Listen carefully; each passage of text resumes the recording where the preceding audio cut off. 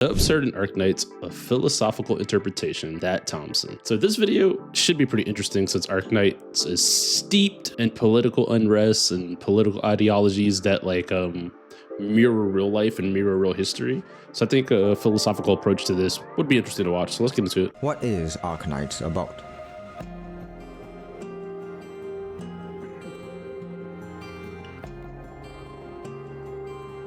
Is it its vibrant, fractured world, packed with so many unique cultures and vivid histories? Is it its vast repertoire of iconic music, produced by so many talented musicians? The gorgeous UI and stunning character designs? Or the tactical tower defense gacha gameplay? Well, it is all of those, of course. But it wouldn't be complete without its story. In these 6 years, we have witnessed Arknights' narrative evolve into a truly existential struggle.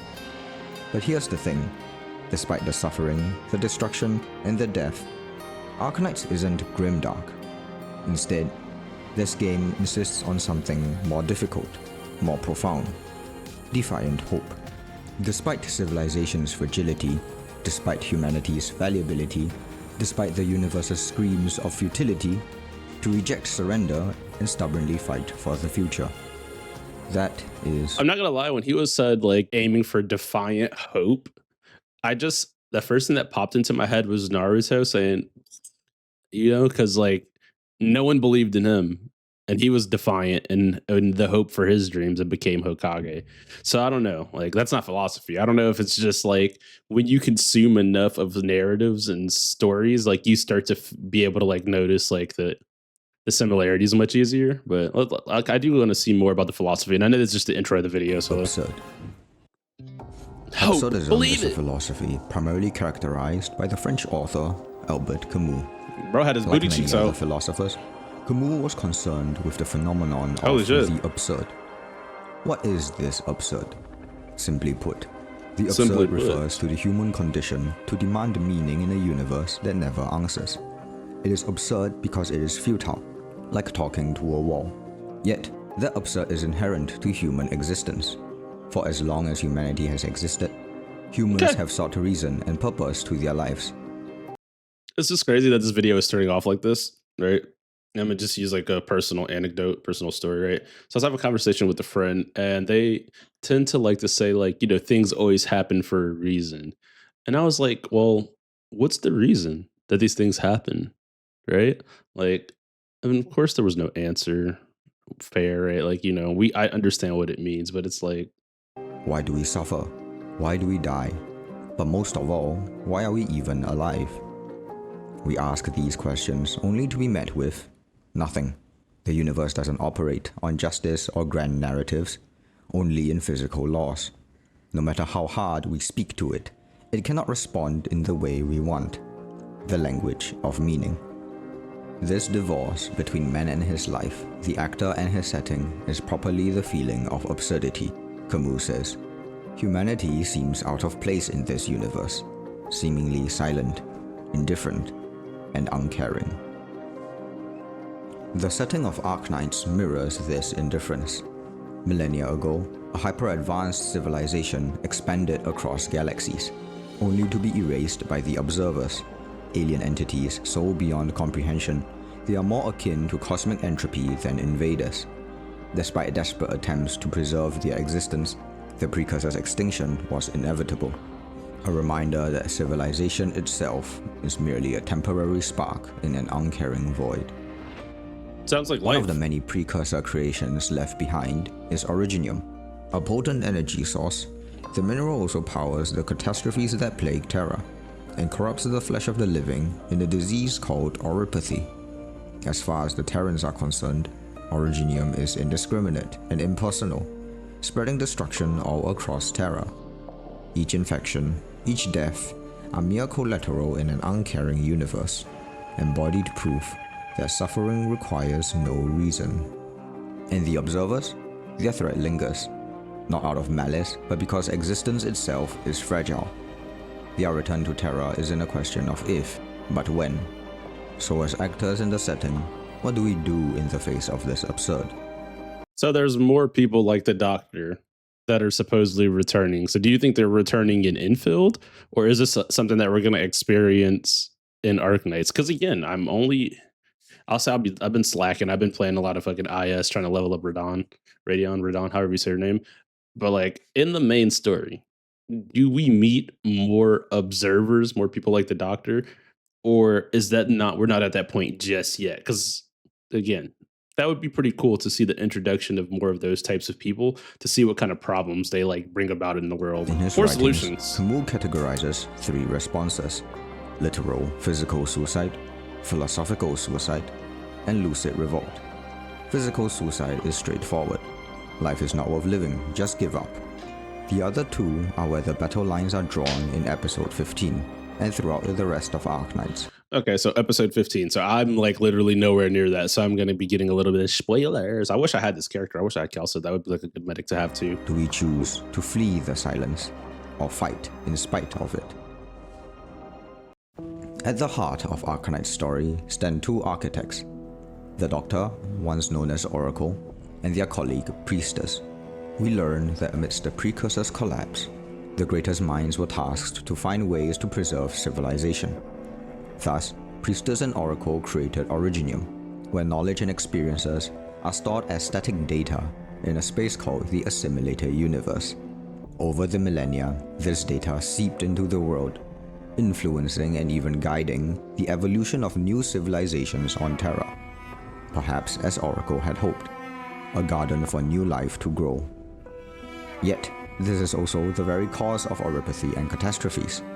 The creation meant to prevent suffering has now become the direct cause of it. Even so, Priestess remains determined to achieve total assimilation, only now extended to Terra's people. Upload all life into Originium's datascape. No more pain, no more uncertainty, no more death. Only an eternal, unchanging existence. Considering the reality, her logic seems impeccable. The observers will return. Originium is unstoppable. We have already sacrificed so much. Why cling to futile suffering? Assimilation isn't destruction. It is evolution beyond pain. Camus calls this philosophical suicide. He says that philosophical suicide is, by which a thought negates itself, and tends to transcend itself in its very negation. Camus argues that any solution to the absurd is projected rather than observed, as logical proof is beyond the limits of the human experience. To arrive at a logical solution is inherently illogical, a betrayal of itself. Hence, to declare meaning in either science or religion isn't making a logical observation. It is hiding the absurd behind illusions, out of sight, out of mind. Priestess rejects the absurd not by logic, but by principle. To her, existence in the absurd is... So if you want to believe in something, be delusional. That's essentially why I felt like that what was said there. Like, because finding the solution isn't in logic. If it's not in sight, it's not in mind. So be delusional. Okay, we're learning. We're learning. is irredeemable, unjustifiable. But where Camus focused on passive escapism in Dogma, Arknights makes Priestess take a far more terrifying leap. Her solution is active and systemic, justified through scientific necessity and driven by godlike ambition. Her interactions suggest that she feels a warped sense of responsibility for the Precursors, Originium, and Oracle themselves. Her confidence in the Precursors' accumulated knowledge that enabled them to bend the universe to their will, to traverse galaxies and terraform planets, convinces her of her own superiority. Priestess demands perfection that reality cannot provide. Thus, she commits to the eradication of the absurd, not through escapism, but by forcibly replacing it with a meticulously curated ideal. In her logical despair and cosmic ambition, Priestess becomes the ultimate embodiment of the absurd's crushing weight, surrender disguised as salvation. Narratively, this struggle against the absurd did not begin with Priestess. In fact, we find out in Babel, it is a struggle Doctor dealt with long ago when they were still Oracle. Before the events of the main story, Kelsit woke Oracle up from their millennia-long slumber to enlist their aid in curing oripathy. They were brought to Babel, Rhodes Island's predecessor, and their leader, Teresa. Through them, Oracle immersed themselves in this new world, coming to fall in love with this new humanity that emerged. Yet despite being Originium's creator, their research into oropathy bore no fruit. No matter how many experiments they did, they couldn't figure out what exactly was causing the illness. Here, Oracle faced the full weight of the absurd. Yeah, because this is where he makes that choice to sacrifice Teresa. Yeah, like, so the story of Babel just holds immense importance in the backstory of the Doctor. It's like the one time we get to see, him really in action. It's just crazy, dude. First refused to acknowledge their ideals, to use Originium as a vessel for a more perfect civilization. When Oracle finds out Teresa was close to discovering the nature of Originium and how to dismantle it, Oracle's two ideals, duty to the precursors and compassion for the new Terrans, came. So, but here's the thing, right? If you were the Doctor, what choice would you be making here? Because if this is your life's work, are you going to stick to your life's work, or are you going to save the new world you've come to like enjoy and love with like the people and all the experiences you had there? Like, what would be more important to you, your duty or the new world? It's an interesting question because we know what happens clearly in this story, right? But like, as an individual, which choice would you have preferred to see unfold? Into conflict. The absurdity of reality became unbearable. Thus, collapsing into panic and despair, Oracle clings to the dogma of duty in a last desperate attempt at making it all mean something. In a sense, the Doctor's journey is a journey of redemption. Redemption for their past failure to live with the absurd by finally learning to live in spite of it. Having lost their memories after Babel, the Doctor rejoins Rhodes Island, guided only by their innate compassion and the hopeful Amiya. In Act 1, Rhodes Island was challenged by reunion, which forced Rhodes Island to confront their own idealism. Halua, reunion's leader, began as an idealist too. Her revolt against the systemic suffering of the infected inspired thousands, earning her a vast array of allies. Yet, the effort reunion's cause demanded took a toll on its members. They couldn't win some grand, meaningful victory against suffering, against a system that oppressed them. They could only resist, and that was exhausting. Soon, reunion started to splinter. Talua began losing what she had. First her close companion Alina, then the trust of her followers, then her faith in the non-infected. When it seemed like the system she opposed was too great to overcome, she fell into despair and into the influence of Cachet, the deathless black snake. Under Cachet's control, Talua turned into a nihilistic, callous leader. Talua would negate all value, all principle, to wreak vengeance on the world.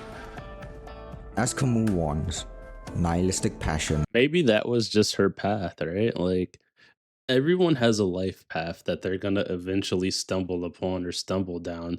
Maybe that was the one for her, right? Like, I don't know, because again, I think a lot of this stuff would be based on previous experiences, and we're talking about a world that doesn't exist that kind of mirrors the real world, right? I think like it would just be tough if your life is misery, everyone's suffering, and you want to do something better and find out you're not even worth shit and can't do it. Like, that would be very traumatizing. Adding to falsehood and injustice, destroys in its fury its ancient demands, and thus deprives rebellion of its most cogent reasons. It kills in the fond conviction that this world is dedicated to death. Reunion is what Rhodes Island's future could have been. A community that once strove to build a better world, only to wreak vengeance upon it in despair. The old reunion depended on grand meaning, on epic results, and was only overwhelmed with disappointment instead. But there was one among them who defied that despair, one so driven with scorn for fate that even defeat could not bend them. Patriot. Until the end, Patriot's will was unbreakable. When Amiya used her powers to give him a happy end in the company of those he loved, Patriot responded with scorn. So what if he had failed everything? So what if his life was futile? So what if it was tragic? And yet again, when Patriot prophesied the world's doom and reached out to kill Amiya, he chose to make one last defiant stand. I have seen woe and tragedy. I have seen death and carnage. I have seen neglect and blasphemy. But someone once told me, it is all in our hands. If, in the future, this is all that awaits us, O little king of Sarkas, it is all in our hands. If this is fate, then I reject it. Patriot's scorn was the choice. Amir's hope was the direction. In their clash, Rhodes Island inherited Patriot's resolve and forged a different answer: the lucid revolt. The lucid revolt? So we're going to talk about In the many third path ways, now? the Doctor mirrors Camus' ideals. As an amnesiac and a precursor in an unfamiliar world, the Doctor fully embodies the divorce between actor and setting. As far as they know, there is no inherent reason for them to be here. Yet because of the amnesia, the Doctor's life is authentic, unbiased and unburdened by social dogma. Their instinct for compassion shines through. I want to agree with that their life is not biased, but that is not true. Because from the moment he wakes up, we've been waiting for you. We need you, doctor. You're the only one that can save us. Even if he's a compassionate person, the situation he's waking up in and the things that he's seeing are going to immediately bias him towards a certain position, like emotionally, because they've made sure to mention that he has emotions. He is a human. He does have emotions. He's not just some stone cold, like, you feel me? This is not Death Note. He's not Light Yagami from Death Note, where he's just stone cold writing names in the book, doesn't care as long as his agenda is done. They made sure to say this guy has emotions. So I think all the interactions he's having is going to make him biased towards this world and the people in it because he doesn't know anything else. But maybe that's just my specific pet peeve with that. It is with this authentic life in mind that Camus makes his declaration. The only way to deal with an unfree world is to become so absolutely free that your very existence is an act of rebellion. For Camus, lucid revolt is the only proper reaction to the absurd, a perpetual refusal to either surrender to it or to escape from it, to acknowledge the absurd, yet live in spite. In the same way, the Doctor is fully aware of the vast gap between his ideals and the reality of the universe. Yet despite witnessing all that continual suffering, they affirm their compassion. Foolish is it not? There is no rhyme or reason to that choice, only stubbornness. This is the genius of Camus, making the illogical rational. The revolt isn't empirical or self-evident. It is a dogmatic gamble, but not in outcomes, rather in action and lived experience. It is choosing to see the stars even though the sky is dark, and believing in that choice. The Doctor's opposition to Priestess. The whole interpretation for the philosophy of this based off of Albert Camus is either delete yourself or be so in belief of whatever you want that you're pretty much delusional, like you're just ignoring everything except for your one belief. And then the other path is to be so free that you're so free that no one could like hold you to like that realm. That's just how I'm gonna say it because I don't feel like overstating it.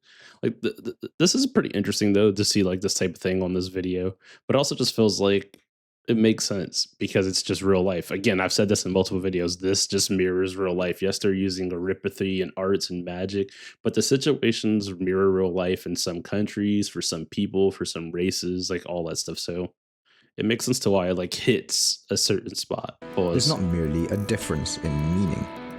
It is a defense of the very right to revolt, a right Priestess's plan would eliminate. Camus says, the struggle itself towards the heights is enough to fill a man's heart. To save lives while surrounded by death, it is illogical, it is exhausting, it is human, all too human. The bonds we build, the lives we save, the opportunities we create, that in itself is so valuable, so worthwhile. That is the Doctor's answer. That is Rhodes Island's answer. Not resentment, not escape, instead choosing to be the Sisyphus that is happy even when the boulder falls. to be the light of revolt, the beacon of hope in the void of the universe. That is absurd. I believe a thought's true value is not measured in words, but in action.